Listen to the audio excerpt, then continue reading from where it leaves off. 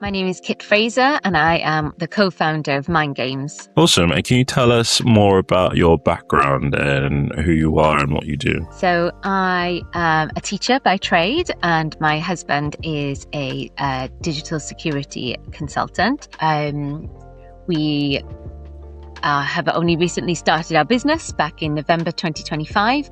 We wanted to start MindGames to speak to an overlap between physical fitness and mental agility, because we both love keeping fit. We both run, do triathlons, but we love board games and poker. And we wanted to find a way of creating games that give you the opportunity to move your body and exercise your mind at the same time. So that's what we decided to do. And over the past few years, we've been testing games and trialing different iterations of various ways of doing that. And then in November, we decided to bring them out to the public and see if anybody would be interested in them too. We held our breath. And then people did. People love them. When it comes to explaining what maybe like a typical event or session might look like, how would you describe it? What could people expect from a typical session? So I think that every MindGames will break down into sort of 4 elements. The bit that people are most worried about, when you get there, everything will get explained. Like, that's a point of pride for me. Like, I don't want anyone ever to go out into our game not feeling like they can really have a good time and have a good go at it. So you come, the rules are shared in advance, but you don't need to know them inside out by the time you get there, because it is a real point of pride. I want you to go out feeling like, yeah, I've got this, I get it, I know how to get the points. So you get a full briefing, and so that's step 1, is get the briefing and go. Step 2 then is sort of like the think stage. So you are thinking, you're strategizing, you're plotting out what checkpoints you're going to go to, and how to get the most points in the time that you've got. And then you are moving between those checkpoints. So that's the play stage, where you will be visiting the checkpoints, activating them depending on what game you're playing, and moving around as fast as you can, whatever pace that might be. And then the debrief is the last bit of the puzzle then, where you come back together.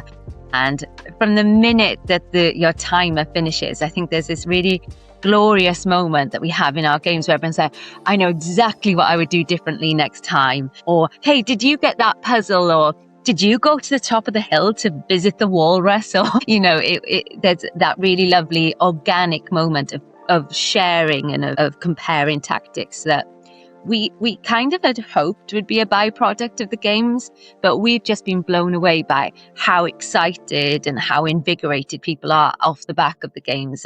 People who've never met one another before, you've got this immediate common ground and shared experience that is a really lovely springboard for people to chat to people they've never met before about the game and how they played it and what they would do differently. The last question I have, what are your future plans for MindGames? What do you have coming up, and how would you like to evolve and grow the group? So we are going to invest heavily in our club.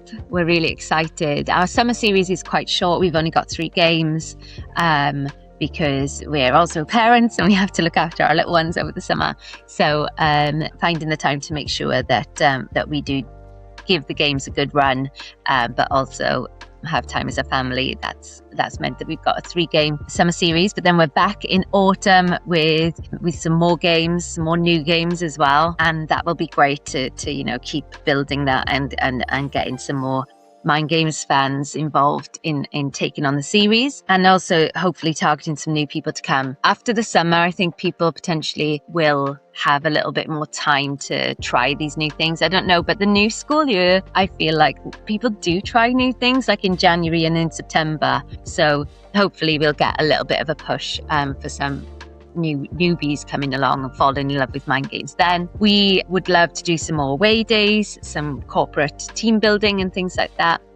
And then the other arm of MindGames that we're exploring is static courses. So where you might show up at a national trust and have, instead of their summer scavenger hunt, you would try a MindGames in that property or in that park, for example. So yeah, lots of exciting elements that we're trying to invest our time and our energy in. Well, thank you so much for your time. And yeah, I think everything that you guys are doing with MindGames is incredible, and I can't wait to see it grow. But yeah, thank you so much, Kit. Thank you, Kennedy.